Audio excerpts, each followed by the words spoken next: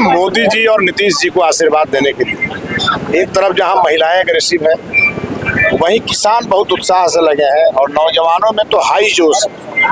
और उसी हाई जोश को और हाई करने के लिए पावर स्टार पवन सिंह जी आज यहाँ आए थे। पवन सिंह जी मेरे छोटे भाई हैं, हमें बहुत प्यार करते हैं और जैसे ही मैंने उन्हें संपर्क किया और वो अपना समय दिए और आज आए, और आपने देखा कि लगभग 1 लाख के आसपास लोग आज पवन सिंह जी की सभा में थे।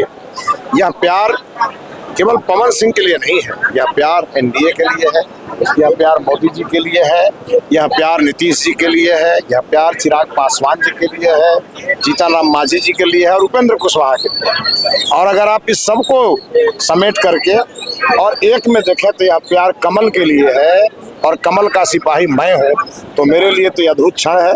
यहाँ बहुत बड़ी संख्या में लोगों ने आकर मुझे आशीर्वाद दिया है। यहाँ बहुत बड़ी संख्या में लोग आए और लोगों ने मुझे आशीर्वाद दिया है।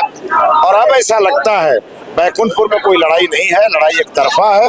6 तारीख को जब मतदान होगा तो आप देखेंगे बड़े मार्जिन से यहाँ पे एनडीए भारतीय जनता पार्टी जीते। कितने का आंकड़ा पार करेंगे इस बार? देखिए, यहाँ के लोगों का ही नारा है 1 लाख पार। मतलब 1 लाख पार का मतलब है 30-40 हजार वोट से यहाँ राष्ट्रीय जनता दल की हार हो। बैकुंठपुर विधानसभा के जनता से क्या अपील कीजिएगा?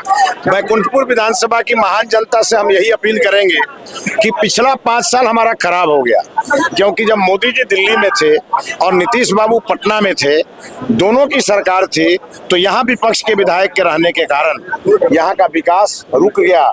चूंकि इस विधायक ने कभी सरकार के सामने कोई अपना विजनरी एजेंडा रखा ही नहीं और कभी सरकार के सामने कोई रचनात्मक कार्य के लिए गए ही नहीं। और इसीलिए जब दिल्ली में मोदी जी को आपने बिठाया, पटना में आपने नीतीश बाबू को बिठाया, तो बैकुंठपुर में आप एनडीए को बैठाइए, तब बैकुंठपुर विकास के नए आयाम गढ़ेगा, तब विकसित बैकुंठपुर होगा, विकसित बिहार होगा, तभी विकसित भारत होगा।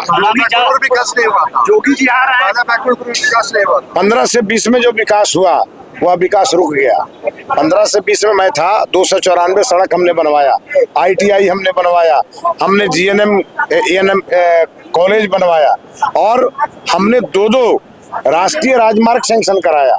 हमने यहाँ के बांध की स्थिति बहुत खराब थी, उसको हमने 40 किलोमीटर पक्का कराया। तो जो विकास का काम था, जो 15 और 20 का था, वही आज भी दिख रहा है।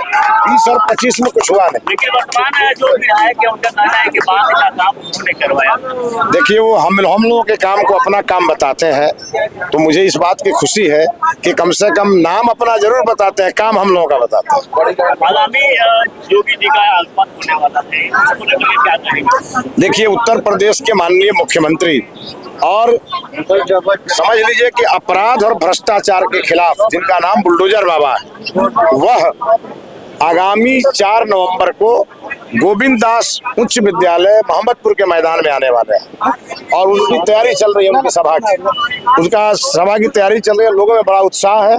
और हमारे यहाँ बैकुंठपुर के रघुवंशियों ने कल ही एक बड़ी मीटिंग करके और ऐलान किया है कि रघुवंशी हर हाल में भगवान राम का मंदिर बनाने वाले मोदी जी के सपना को पूरा करेगा और बैकुंठपुर से कमल को जिताएगा। और उसी को अंतिम कील ठोकने के लिए हमारे उत्तर प्रदेश के माननीय मुख्यमंत्री आदरणीय योगी आदित्यनाथ जी आ रहे हैं। और जब वो आएंगे तो आप देखेंगे जो बचा खुचा जो बीमारी है वो उसे दिन खत्म हो जाएगा। छोटे भाई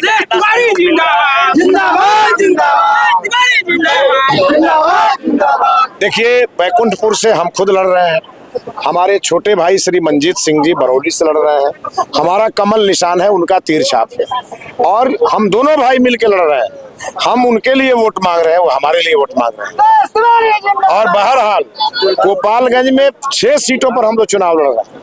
गोपालगंज से भाई सुभाष सिंह जी लड़ रहे हैं, भथुआ से रामसेवक सिंह कुशवाहा जी लड़ रहे हैं, भोरे से सुनील राम जी लड़ रहे हैं और कुचायकोट से मेरे प्रिय अमरेंद्र पांडे लड़ रहे हैं। तो हम लोग 6 लोग मिल करके लड़ रहे हैं और 6 विधायक जीत के जाएंगे और नीतीश जी के गले में जीत की माला पहनाएंगे। हम लोगों ने तय किया है और सब जीत रहे हैं और बरौली बैकुंठपुर तो मिल के लड़ रहे हैं।